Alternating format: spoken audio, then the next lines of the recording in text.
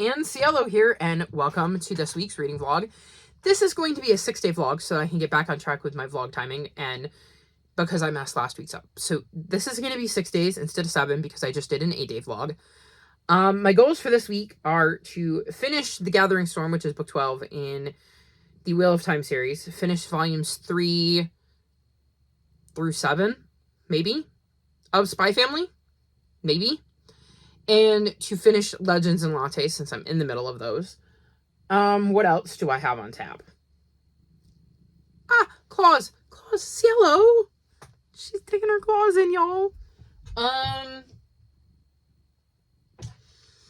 also want to read, I think it's called Tide and Punishment. It's another one my mom has. It is a cozy mystery, and I think it works for one of my prompts for Act 2 of Fabelin. And I want to get to the glitter end, as that also does. And maybe pick up Record of a Spaceborne Few. And, what's it called? I'm drawing a blank. Can't Spell Treason Without T. Because I'm going to have to return that audiobook, and I don't want to. And I want to listen to the audiobook. So that is all on the agenda for this week, which means I'm definitely going to have sprints. Because if I'm going to listen to Can't Spell Treason Without T, I have to be on sprints, because those be my own rules. So I know what I'm doing this weekend. Well, no, not this weekend. Oh, right, I have a pay-per-view on Saturday, and it's gonna be a long week, y'all. And hopefully there'll be lots of sprints, because I haven't been sprinting because I've been elbow deep in rearranging rooms. So I'm hoping things go a little bit smoother this week, and I take on a little less big projects, because I think I need to recharge. I feel very low on spoons, so that is kind of my plan. We're gonna see how it goes. Now that Cielo's down, I can show you I am this far into Spy Family Volume 3, and I'm enjoying it. I am on page 480 of The Gathering Storm, and I think this might be my favorite of the series so far. And I am on page 195 of my reread of Legends and Lattes, which is going to get 5 stars. So I am very happy with what I'm reading so far, and hopefully I will be able to finish potentially all of that tomorrow. So I should have a nice update for you when I check in later in the week, which hopefully I will remember to do, and we'll see how it goes. So yeah, I'm going to get back to, well, actually, I'm going to go do my dishes. Then I'm going to get back to reading. And I will check in with you in a couple of days and give you an update on how I'm doing.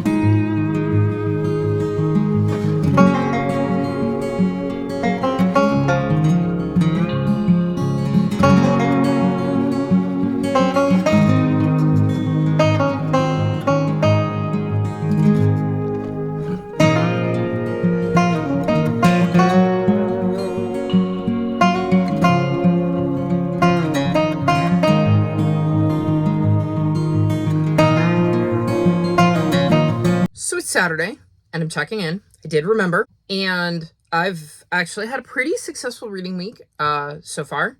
Well, it's only been like 3 days, but still. Let's start with Spy Family Volume 3, which I gave 4.5 stars, and Spy Family Volume 4, which I gave 5.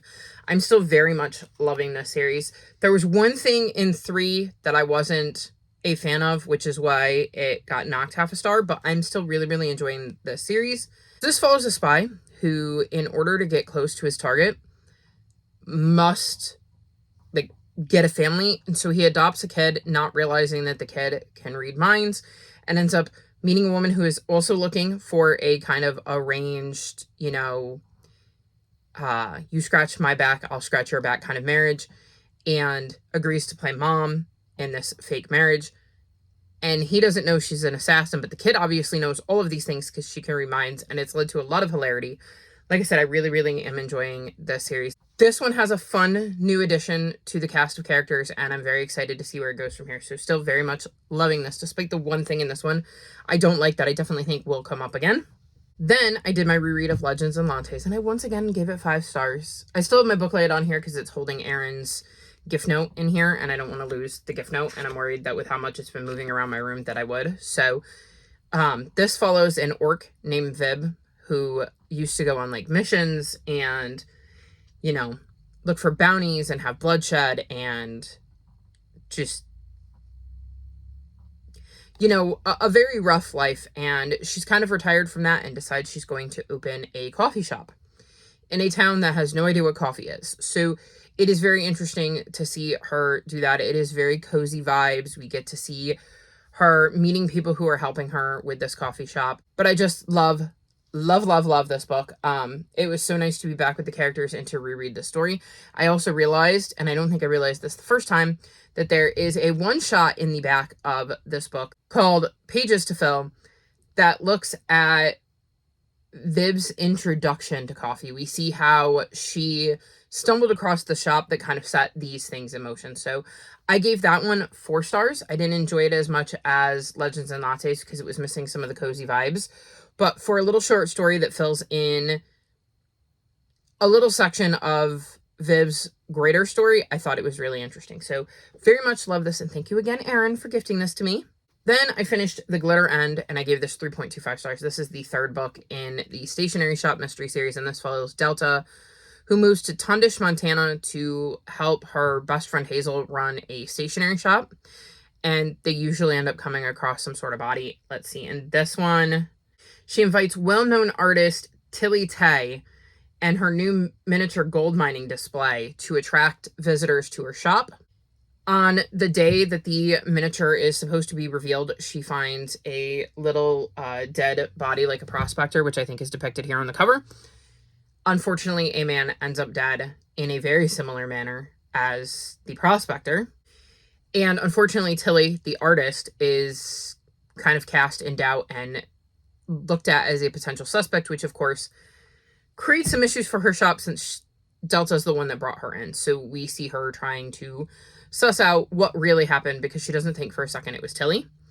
This is an average cozy mystery series. It is definitely not my favorite. I don't think there are any more books, so I'm caught up. So I'm not exactly chomping at the bit to read anymore. I had this one on my shelves, which is why I started it, and now I can officially take it off my physical TBR. It will not be one that I'm keeping. I think the mysteries are average. I'm not particularly attached to any of the characters 3 books in, so this might be one I stick on my DNF section of my spreadsheet as opposed to my up-to-date because I just don't know that I care enough to continue reading. Then, in a surprising turn of events, I finished The Gathering Storm and gave it 4.25 stars, and this is most likely my favorite book in the series. And actually, I was listening to the audiobook, so I should take my bookmark out. I'm shocked. I went into this a little nervous because I'm not necessarily a fan of Brandon Sanderson's adult writings. I'm going to be trying to do the Mistborn series again. Me and Omi are going to be doing a kind of read-along starting in January, if anybody wants to join in, where we work our way through the entire Cosmere universe in the order Brandon Sanderson recommended. We read it. We found a video on YouTube of him talking about it, so that is the order we're going to read it in. And I'm going to give it another try. I've read The Final Empire once, didn't really love it, but it has definitely stuck with me, so I'm curious to see now that my reading tastes have changed if I enjoy it more. So I was a little nervous with him taking over, and we had been in a slumpy part of the series, which everybody knows about. They say that there is a dip in the series, and then it goes back up, and, well, it did. This was originally supposed to be one book. This book, book 13, and I believe book 14 were supposed to be one giant book.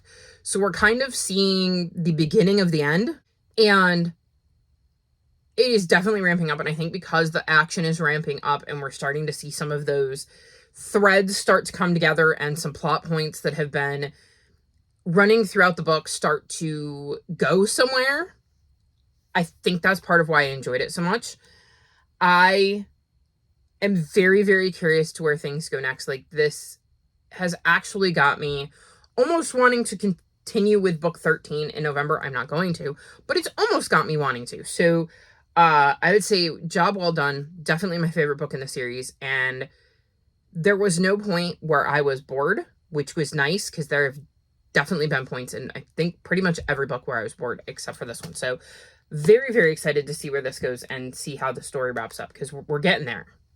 And then the last book I have finished is Can't Spell Treason Without T. I read this on Sprints yesterday, and I ended up giving this 4.5 stars. So this is the lowest 4.5 star you could possibly get. I was waffling between a 4.25 and a 4.5, and it just barely squeaked that 4.5, just so everybody knows exactly how this 4.5 is ranked. So this follows Rhaena, who is working in the Queen's employ, has a close call with an assassin, and is like, okay, I'm done with this. I'm done putting my life on the line for the Queen when she's not a very nice person. And she has been dating Kianth, who is a mage. And Kianth has been wanting to kind of flee, well, for Rhaena to flee. And Rhaena finally does. She's like, okay, I'm done. That's it. I'm out of here. Let's go. Which is dangerous because it technically means she's committing treason. But her and Kianth flee to this town called Tawny, and they decide that they're going to open up a bookshop / tea shop, and we kind of see them start to do that. Unfortunately, things don't go as smoothly as they hope. The Queen isn't just going to let Rhaena go, so there's definitely that threat hanging over their head that at some point the Queen is going to find out where Rhaena is. And Kianth is an important mage, so there's lots of stuff that she needs to do. Also, Tawny is near Dragon Country, and sometimes the dragons attack, so that's another thing that they need to kind of keep in mind. This is billed right on it as a cozy fantasy steeped with love, and there's definitely a romance in this because obviously Rhaena and Kianth are dating, and their relationship is a big part of this book. However, I would not necessarily call this cozy. This is definitely fantasy. It might be a lighter fantasy, but it is still fantasy. And I think that's why it gets just like 4.5, just barely, because there were things I really, really liked about it. I liked Rhaena and Kianth's relationship. I liked seeing Tawny and how they started to fit in there and how the town reacted to them. And that did give slight cozy vibes, but there was a lot more fantasy in this than I was expecting. It is kind of billed as very similar to Legends and Lattes, and I don't think it is. Other than that you have somebody who used to be kind of a bodyguard type individual, which is similar to Viv, who, well, not a bodyguard, was somebody that was well versed in fighting and defending oneself. And you have that with Rhaena, and she leaves to open up a tea shop compared to a coffee shop. And I think, at least for me, that's where the similarities end, because this one has a lot more stakes than Legends and Lattes, because that threat is always hanging over their head. Like, from the moment they leave, that is a threat that they have to deal with. So I think that definitely plays into some people's ratings, because I can see how people who went into this expecting Legend and Lattes type vibes would be disappointed, because, like I said, there's more fantasy than I expected there to be. And it starts off much lower in fantasy, and then the fantasy ramps up as you go throughout the book. I will say, though, I love, like I said, the vibes of the town, the way Rhaena and Kianth kind of build their life there, and the relationships they develop in the town. I like the way the book ends and the conclusion to the story that they're telling in this one. And I also really like the way the epilogue sets up the next book. And I'm very, very curious where that goes. So I will continue this series, and hopefully going forward, I'll know what I'm kind of getting into, but I definitely would not call this a cozy fantasy, because it's a fantasy. For me, it's a straight up fantasy. Maybe a lighter fantasy than some of your like epic, Wheel of Time or A Chorus of Dragons type fantasies, but it is still a fantasy. So all that being said, I did really, really enjoy it, and I'm glad that it was chosen for the book club. I just think it's marketed a little bit weird, because I don't think it's as cozy. So if you're looking for a cozy fantasy, this might not be for you, but it is definitely a good book and an enjoyable read. And I think if you go into it expecting it to be much more fantasy heavy than expected, you'll probably enjoy it more. That's not all I've read, though. I've started New Spring, which is the prequel to the Wheel of Time series, and I'm on page 120. So making some decent progress in this. It's also a lot shorter. And this follows Moraine and Lan years and years and years and years and years before the events of Wheel of Time. So it is interesting kind of being introduced to those characters and seeing them at this period in their life, given that they're so influential to the Wheel of Time series as a whole. So I'm having fun with this one.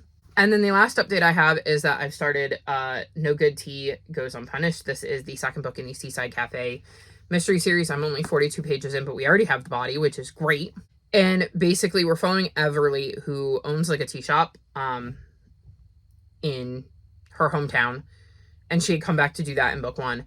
And this one, she's catering a childhood friend's beachfront wedding, and the groom ends up turning up dead. And I'm assuming that her childhood friend is going to be a suspect. So very curious to see where this goes. I really did like the first book, so I'm excited to dive back into the series. So my plan for today is to hopefully finish this so I can submit it for points for Fabelin, because I'm reading this for upside down item on the cover, because the groom from the top of the cake is upside down in this glass. And then hopefully finish New Spring, because, well, the audiobook for that is going back. And then I think my next goal will be to read Everyone on This Train as a Suspect, because I'm also running out of time on this audiobook. All of my audiobooks kind of came in at once. So that's kind of my plan for the next couple of days. I have a pay-per-view tonight, which is going to eat up a lot of time, let me tell you. Unfortunately. I'm very excited about the pay-per-view, but it is going to eat up a lot of time, because I won't be able to read much during the pay-per-view. I don't want to say it all, because if there are recap packages I might read, or if there is at least one match that I will read during, because I am so over watching Chris Jericho and his story. I'm just not into it. So I'll probably read during that, but otherwise, I don't know how much reading I'm going to get done after 6. So I'm actually going to get ready and do some sprints today for a little while to try to get through some of this. And yeah, we'll see where it goes. And hopefully you'll see this video before the end of October. That is another goal. It is October 12th right now. My goal is to have this video out before the end of October. We'll see how I do. Anyways, I'm going to go read and, make some food and get some sprints set up. And I will check back in with you at the end of the week to wrap this up.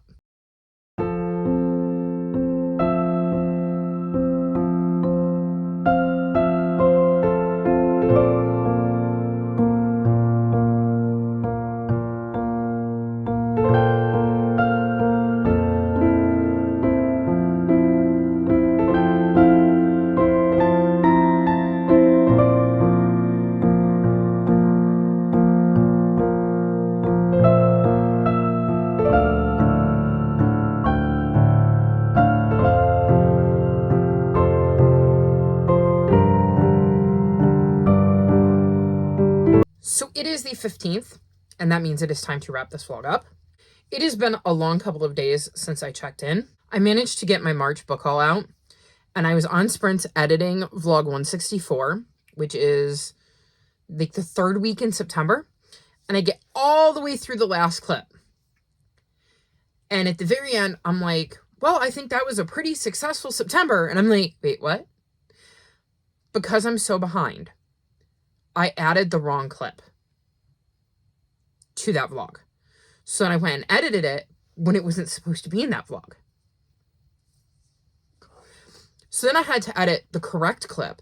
And I know I'm going to have to edit the clip that I already edited again, because I didn't know how to take the edited bit out of that vlog and put it in the correct vlog. So I was so frustrated, but vlog 164 is up on my channel. When I get done filming this vlog clip and kicking off next week's vlog, I plan to get that set so that it can go out later today, because it's Tuesday at 12:05 a.m. So I'm thinking around noon. And we have a Cielo, because it wouldn't be a vlog without Cielo. Come here, baby. Ugh. So for books, because I do have a few. I read Castronaut's Mission Moon. This was a last-minute edition. One of the prompts for Fabelin was to read a book with a mostly black cover, and at the last minute I went, oh, duh. I was thinking the only one I had with a mostly black cover on my TBR was Babel, and I didn't have the audiobook for that, and I was not going to try to squeeze that in the, few hours I had left. There was no way, even if I'd had the audiobook, I would have been able to listen to it in time. So I was like, well, I'm just not going to be able to do that prompt. And then I remembered I had this. So this book follows a group of cats that have a mission to go to the moon where they will set up like solar panels because Earth is running out of power. Keep in mind, the entire cast is cats. So like it starts with the president calling about this energy crisis, and the president is also a cat. So it's not like a human president is sending a group of cats. I think this is a cute little like middle grade graphic novel about space. I enjoyed my time with it. I gave it 3 stars. It's not a new favorite series or anything. I do think I will keep reading it because I'm hoping to pass it on to my nephew, and I like being able to read stuff before I pass things on to him to make sure that, you know, I'm recommending him good content. And I think this is something that he'll get a kick out of as a kid. He likes space, so hopefully he will enjoy this. But it was a good fun time, and I think it is much better for the target audience than it is for adults, but I still had a good time with it. And there is, I'm not going to tell you where, but there is an Easter egg in here that really, really excited me. Then I read New Spring, and I gave this 3.5 stars. So this is a prequel to the Wheel of Time series, and we're following Moiraine and Lan, and it was fine. I mean, 3.5 stars is not a bad rating by any stretch of the imagination, but it wasn't like my favorite book in the series or anything. And I don't really think there is anything in here that you need for the series. So if you don't want to read it, I think you can skip it and you won't lose anything.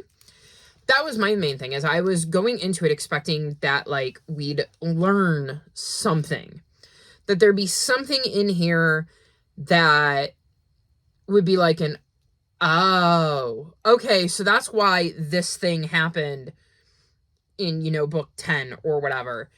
And it didn't. I mean, I have books 13 and 14 to go, and I haven't noticed anything. So maybe it will in the long term. But right now, it certainly feels like there was no need to read this, that it didn't really add anything to the series. I feel like the balance between Moiraine and Lan wasn't great either. We got a lot more Moiraine than Lan, and I would have liked a more even balance. So it was perfectly fine. If you like Moiraine and Lan, you might, especially Moiraine, you might enjoy this. It gives a bit of backstory on these two characters and a different look into things. And it does teach you some things about the greater universe of Wheel of Time that we haven't learned in the main series. But I don't know. It just, it was a story. I read it, and yeah, at the moment, I don't feel like it was something I necessarily needed to read, but it was fine. Then I read Everyone on This Train is a Suspect, and I gave this 4.25 stars. So this is the sequel to Everyone in My Family Has Killed Someone. And this follows a writer named Ernest Cunningham. And in the first book, he starts off by telling you that he's telling the story of how essentially everyone in his family has killed somebody. And he's like, I'm going to be an honest narrator. We're on the same side here. And in this one, he is going on a train journey for, what is it? Australian Mystery Writers Society for a crime writing festival. And obviously that means he's on a train with other mystery writers. And when a body is found, well, these mystery writers can't help themselves and decide to start digging into it. So we're kind of seeing him get involved in another murder. But like, this book takes place after all of that. So like, that's one of the cool things is, you know, about this particular series is that they are written in a way where he's like, basically, you know, we are a team.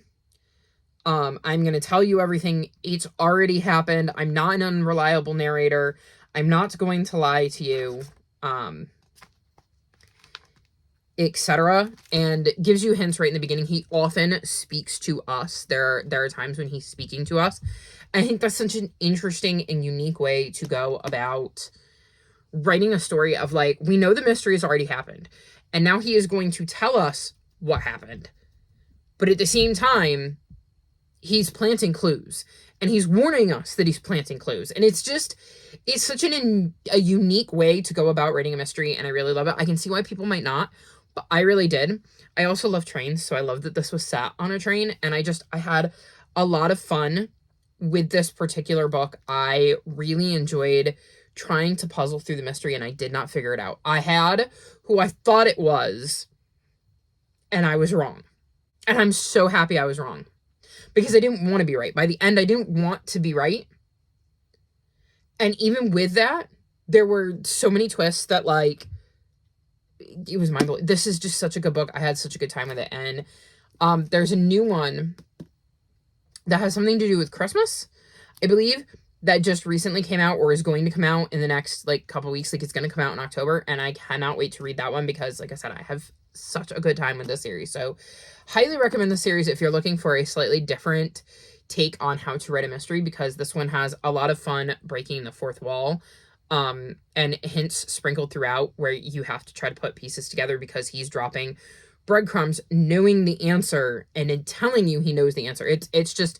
It's so cool how these books are set up. So very, very much enjoyed my time with this one. And I was reading that for my Fabelin prompt, because they dropped. So I had to read a book in a series. So this was perfect.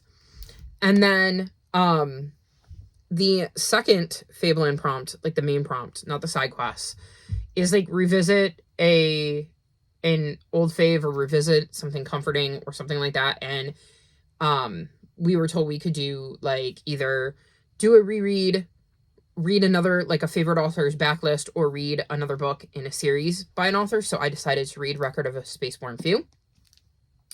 This is the third book in the Becky Chambers Wayfarers series, and I gave this 4.25 stars. So this was completely different to the first two. So in the first one, we're following Rosemary, who is joining the crew of the Wayfarer, and they go on a space mission together. And it's like this cozy sci-fi with lots of found family vibes, and you get to see Rosemary grow accustomed to this crew, but you also get to see the POVs of the other members of the crew and how they interact, and you're getting the different, like, alien species, which is really, really cool, and I really, really love that. And then in the second book, we follow different characters, but again, it has that kind of close-knit vibe, found family, really close bonds, and I really, really enjoyed that one as well. This one, however, follows, I think it's 6 different people, and there are connections to at least one character that we've met throughout the series. However, it starts off and it's like you have this character over here doing this thing, and this character over here doing that thing, and this character over here doing this thing, and, like, it took me so long to get attached to these characters, and I did. By the end, I did. I was invested. I like how the story kind of came together, and how Becky Chambers took these stories that seemed to be so individual and made them make sense, like why we were following these characters and their stories. But it was missing the cozy vibes that I was looking for, like the found family kind of cozy vibes, and that kind of bummed me out a little, so it brought my rating down a smidge, because it took me longer to get into, because we didn't have that. And because of the 5 POVs, and because of the fact that they weren't crossing over, it took me a minute to get attached to the characters, because I wasn't seeing POV number 2 from POV number 1's point of view. So there might have been some of that found family cozy vibes, like that just vibe I was looking for, but it took longer to get to, because each of the stories was kind of individual. So it didn't have what I was looking for in that regard, but I still really enjoyed the story, and like I said, I really like how it came together in the end. So 4.25 stars, really enjoyed it, and cannot wait to read the 4th book. And I actually, during sprints today, was reading this, and while I was listening to my edit back, ended up buying books 1, 2, and 4 off of Book Outlet, because they didn't have 3. So I will have all but this book on my shelves once my Book Outlet order gets here, because I can see it being a series I reread, but I also like that it's a series I could just go, I'm in the mood for book 4 today, and read book 4, because while they're interconnected, they're also not. But I also think you need to have read all of them in order to understand the greater story. But once you've read the whole story, you can pick them up in any order, because they're not so interwoven that you can't enjoy them as long as you know the main story, if that makes sense. I don't know if I'm making sense here. I'm very tired. So really, really enjoyed this, though. Just not quite as much as the other two, which got 5 stars. But that is not everything I've read. So one of the side quest prompts is to read a nonfiction. So I picked up my nonfiction, The Ship Beneath the Ice, and I've made it 66 pages. I don't have very many strong feelings here. We'll see how it goes. It's not grabbed my attention yet, so we'll see. But again, only 66 pages in, so I'm definitely going to give it more to see if it speeds up a little bit. I should mention, this is a story following a crew who is looking for the Endurance, because it is a ship that sank in the Antarctic, and I believe they find it like 100 years to the day when it sank. Not sure where I read that, but I guess I will find out for sure as I get into this. So we'll see how it goes. Like I said, right now it hasn't captured my attention, but that could change. And then the last book I've made progress in is the Raconteur's Commonplace book. And I believe I'm reading this for the side quest of having like doors or locks on the cover, because you can see the doors on the house. And I'm on page 105. This is the 5th book and final book in the Green Glass House series. And this is different. This is a book that is referenced in Green Glass House. So we're kind of getting to see a book that is within a book. Right now it's intriguing, and it definitely gives some fond memories of Green Glass House. So I'm enjoying it so far, though I don't think it's going to be my favorite in the series by any stretch of the imagination. So we'll see how this goes. I'm hoping it'll come together, but I still don't think it's going to be one of my favorites, because like I said, it's a book that features inside, like it is literally mentioned in book 1, and we see our main character reading this in book 1. So now we're getting to see the story that he was reading. So I don't know if it's going to have the same kind of emotional connection that I made with Milo and that crew, but we'll see. So that was my 6 days. I actually remembered to check in and get everything, going the way it's supposed to. My hat does not want to stay where I want it. Sorry for all the fiddling. Lots of reading planned for the next week. Lots of trying to catch up on editing. So we'll see how that goes. And hopefully I won't have to edit this clip twice, because when I get done, I'm going to go put it in the right video right now, because I'm not going to make that mistake again of having all of these random videos on my phone and clicking on the wrong one. So lesson learned there. Anywho, it was a strong 6 days. Hopefully the rest of the month will go smoothly, because it's definitely been a bit of a chaotic start. But we'll see how things go. And you'll have to check out the next vlog to get an update on that. All of my social media is linked in the description below if you'd like to come chat with me. If you made it this far in the video, leave me ship emojis. Like this video and subscribe to my channel, and I'll talk to you next time. Bye!